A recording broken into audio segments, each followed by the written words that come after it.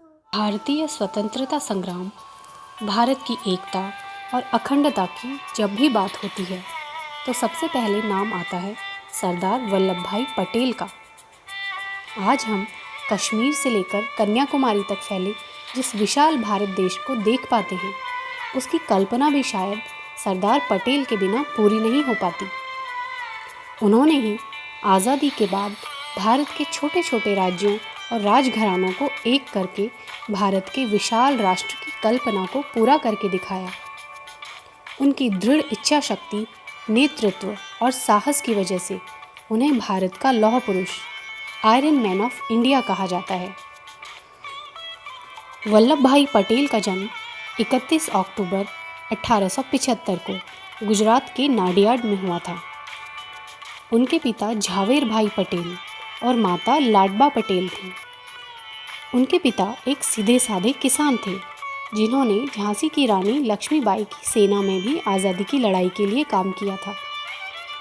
वल्लभ भाई बचपन में अपने पिता के साथ खेती बाड़ी के काम में हाथ बटाते थे और इसी से उनके स्कूल की पढ़ाई का खर्च निकलता था।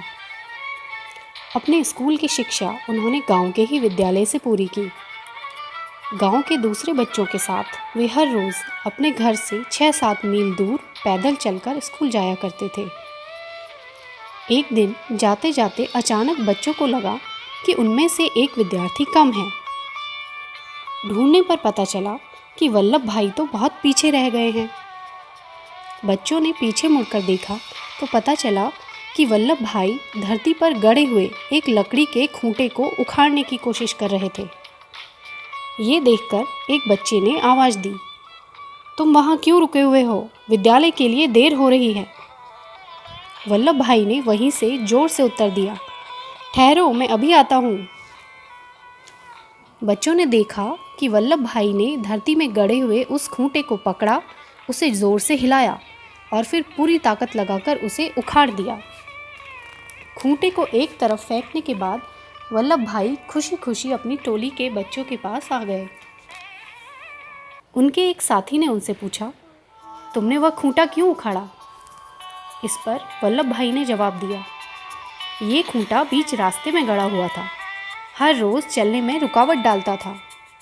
जो खूंटा हमारे रास्ते की रुकावट बने, उसे उखाड़कर फेंक देना चाहिए।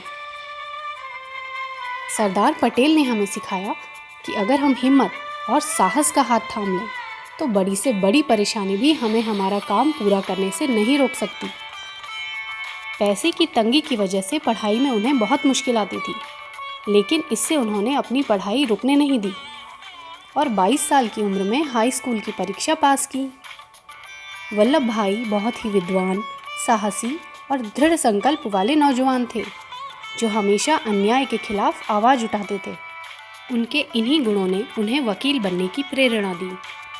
पैसों की कमी की वजह से वल्लभ भाई ने अपने आप ही किताबें मांग मांग कर वकालत की पढ़ाई की और किसी तरह जिला वकालत की परीक्षा को पास कर लिया। कई सालों तक वकील का काम करते हुए उन्होंने अपने आगे की पढ़ाई के लिए धन जमा किया। सन 1910 में उन्होंने लंदन जाकर वकालत की उच्च शिक्षा प्राप्त की और 1913 में फिर से भारत वापस आकर अहमदाबाद में वकालत शुरू की। अपनी वकालत के दौरान उन्होंने कई ऐसे केस लड़कर जीते जिन्हें दूसरे वकील बहुत ही मुश्किल समझते थे। इससे उनकी प्रसिद्धि दिन पर दिन बढ़ती ही चली गई। सन 1917 में महात्मा गांधी से मिलने के बाद उनका जीवन ही बदल गया। जब उन्होंने गांधी जी की आंखों में आज़ादी का सपना और उनके अहिंसा के रास्ते को देखा तो वे खुद भी आज़ादी की लड़ाई में कूद पड़े। जब अंग्रेज़ सरकार ने गुजरात के किसानों के ऊपर अनावश्यक टैक्स लगा दिया तो वल्लभ भाई पटेल ने किसानों को अंग्रेज़ों के खिलाफ खड़े होने को कहा और उनके साथ मिलकर आंदोलन किया और इस टैक्स का कड़ा विरोध किया। ये आंदोलन गुजरात के बारादोली नामक जगह पर किया गया था, इसलिए इसे बारादोली सत्याग्रह कहा जाता है। इसी आंदोलन के दौरान बारादोली के किसानों ने उन्हें अपना सरदार यानी कि लीडर कहना शुरू कर दिया। तभी से उनके नाम के आगे सरदार की उपाधि जुड़ गई और वे सरदार वल्लभ भाई पटेल कहे जाने लगे। उन्होंने अंग्रेज़ों की ऐसी कई किसान विरोधी नीतियों के खिलाफ सत्याग्रह किए। उन्होंने झंडा सत्याग्रह, नमक सत्याग्रह और गांधी जी के भारत छोड़ो आंदोलन में बहुत बढ़ चढ़कर भाग लिया। इन आंदोलनों में भाग लेने की वजह से अंग्रेज सरकार ने उन्हें कई बार जेल में बंद कर दिया था। सन 1947 में जब भारत को आज़ादी मिली तो सरदार पटेल ने भारत के पहले गृह मंत्री और पहले उप प्रधानमंत्री का पद संभाला।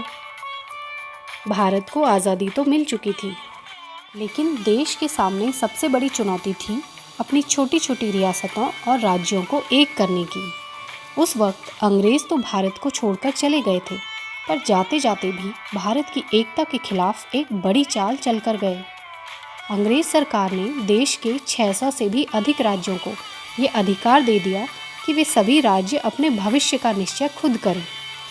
राज्यों के राजा को ये अधिकार था कि वे चाहें तो एक राष्ट्र के रूप में भारत का हिस्सा बन जाएं, या फिर भारत देश का हिस्सा ना बनकर एक स्वतंत्र राज्य बने रहें और स्वयं ही अपने राज्य का शासन संभालें। अंग्रेजी सरकार द्वारा राज्यों को दिया गया ये अधिकार असल में एक षड्यंत्र की तरह था। अंग्रेज़ ये दिखाना चाहते थे कि आज़ादी मिलने के बाद भी भारत अपने आप को एक नहीं रख सकेगा और राज्यों के आपसी टकराव में ही कमज़ोर हो जाएगा। लेकिन भारत के आयरन मैन सरदार पटेल ने असंभव को भी संभव कर दिखाया। गृह मंत्री बनने के बाद भारत के सभी राज्यों और रियासतों को एक राष्ट्र में विलय करने की जिम्मेदारी उन्हीं को सौंपी गई और ये काम उन्होंने आज़ादी के पहले ही शुरू कर दिया था। उन्होंने सभी रियासतों के राजाओं को बहुत समझाया कि उनकी सुरक्षा और विकास के लिए उन सभी का एक राष्ट्र के रूप में रहना ही सबसे अच्छा उपाय है। अपनी कड़ी मेहनत और बुद्धिमानी की वजह से उन्होंने 625 राज्यों को एक करके विशाल और अखंड भारत में एकता की फिर से स्थापना की। पूरे देश को एकजुट कर पाने के इस कठिन कार्य को करने की वजह से ही उन्हें भारत का लौह पुरुष, आयरन मैन ऑफ इंडिया कहा जाता है। जिस विशाल भारत को आज हम देखते हैं, ये सरदार पटेल के प्रयासों का ही फल है।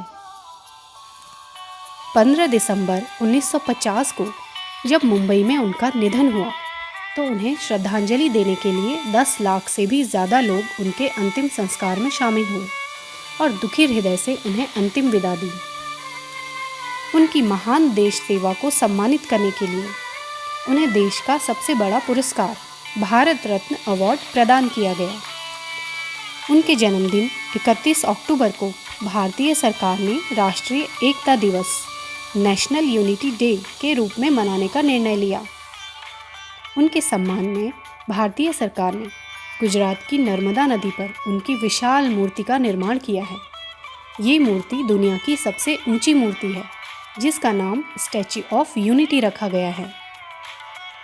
ऐसे महान व्यक्तित्व और महान देशभक्त को हमारा देश हमेशा याद रखेगा।